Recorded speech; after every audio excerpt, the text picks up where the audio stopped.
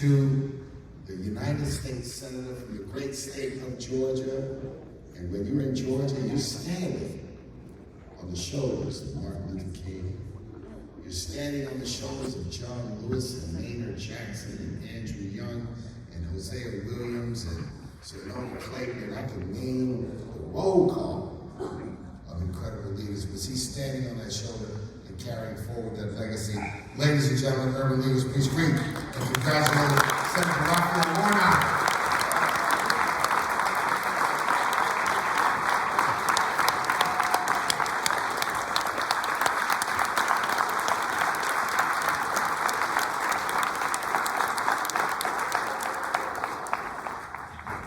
Well, good morning, National Urban League. Good morning.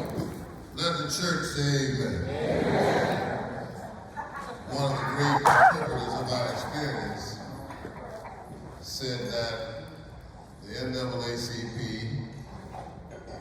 and the National Urban League, or that the church is the NAACP and the National Urban League on its knees.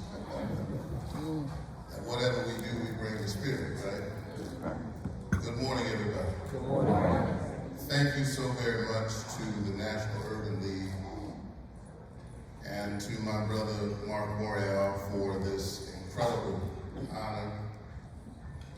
It's always great to be among friends.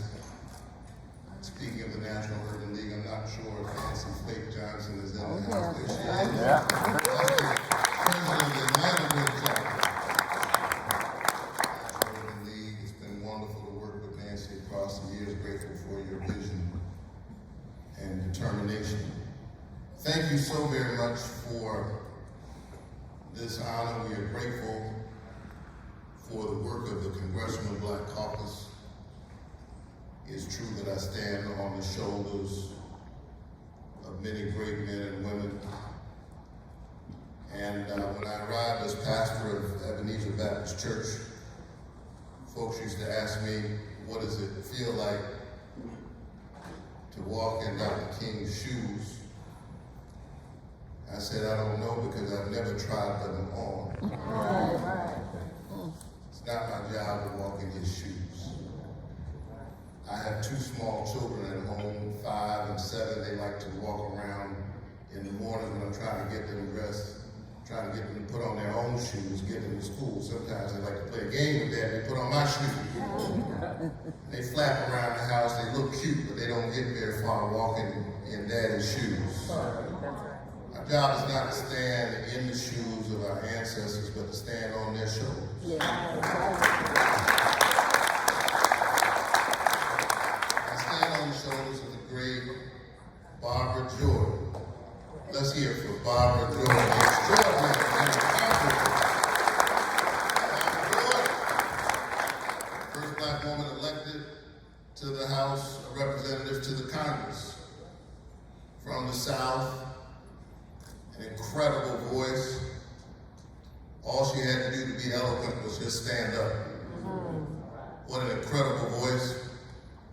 I still can hear the tape of her saying in the midst of the Watergate hearings that my faith in the Constitution is total, that it is whole, and that I'm not going to sit here and allow someone to run roughshod over the sacred covenant that we have with one another as American people. She said that to serve is a privilege that must be earned. And once earned, one has an obligation to do something with it. Those of us who serve in the Congress have an obligation to do something with the privilege. Those of us who serve, we have an obligation to do something with the covenant that others have placed in our hands. And so in the area of healthcare, along with many other issues, I've tried to do something with this privilege. So thank you for this honor. Dr. King said that of all the injustices, inequality in healthcare is the most shocking and the most inhumane. And so I've been fighting and pushing the issue of health care long before I came to the Congress. After all, I preach every Sunday morning, lifting up the voice of one who spent much of his ministry healing the sick. One day he saw a blind man and reached down in the mud. Oops, I forgot about it, church.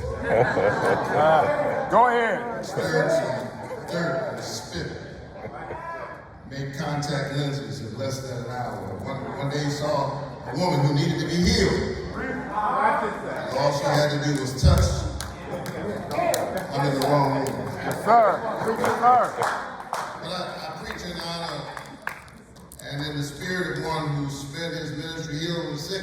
And I want to say these folks who call themselves Christian spend all their time fighting against universal health care. What Bible are they reading?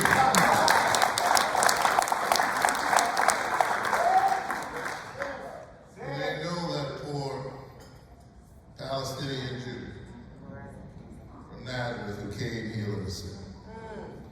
And so it's the reason why I was fighting to expand Medicaid long before I came to the Senate.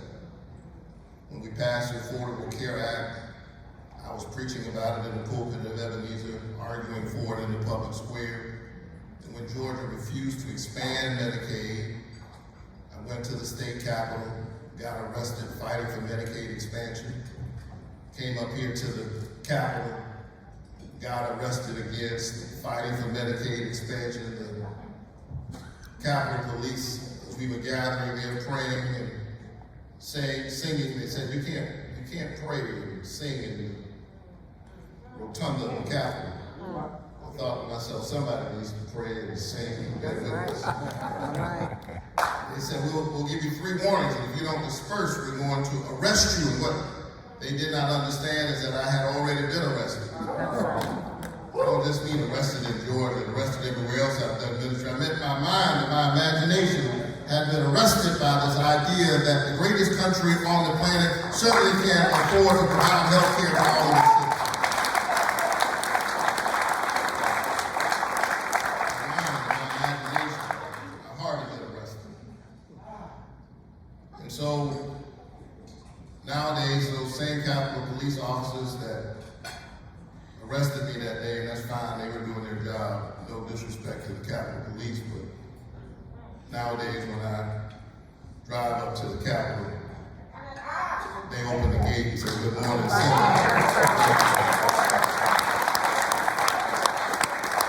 world universe is long, but slowly it bends toward justice.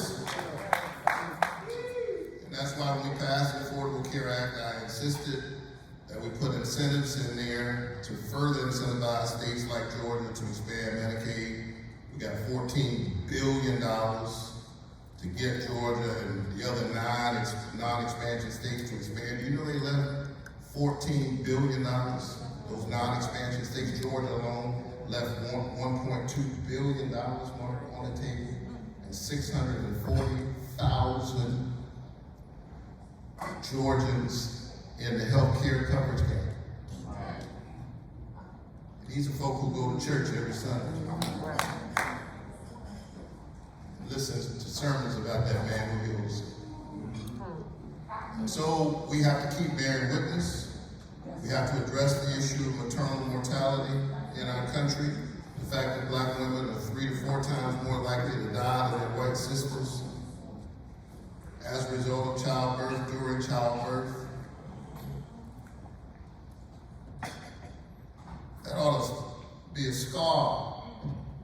That ought to shock the conscience. And so if you're pro-life, you ought to be concerned about maternal mortality. You ought to be concerned about all the women who die. And so let's continue to do the work. I'm glad that my provision, my bill, that capped the cost of insulin to no more than $35 out of pocket.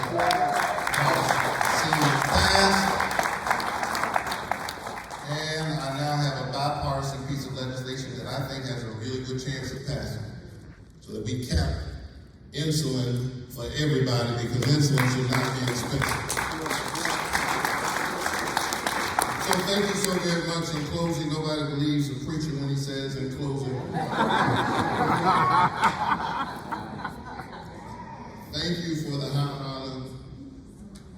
serving. Thank you for this honor in memory of Barbara Jordan. Let's stand up and do the work. Tell all your profound and deep thinkers who got real deep these days, and they're not sure if they're going to even show up to vote. Tell them that in the end it's a binary choice. That's all I'm going to say. You're a 501c3, but it's a binary choice. And not to show up is a vote. I know y'all know that, but make sure everybody else knows it. In closing again,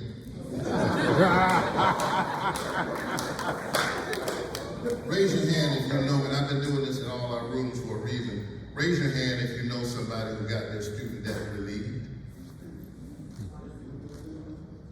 Raise your hand if you got your student debt relieved or reduced. Don't worry, I've been doing this in all the rooms, especially where our base is gathered, because that's the result of getting where it goes. And what's ironic is, those are the same folk, not you, who ask, well, what did they get done?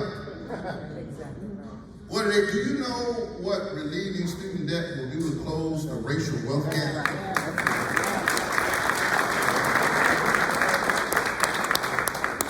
And so while being sued by the other side, we did $138 billion of student debt relief and counting.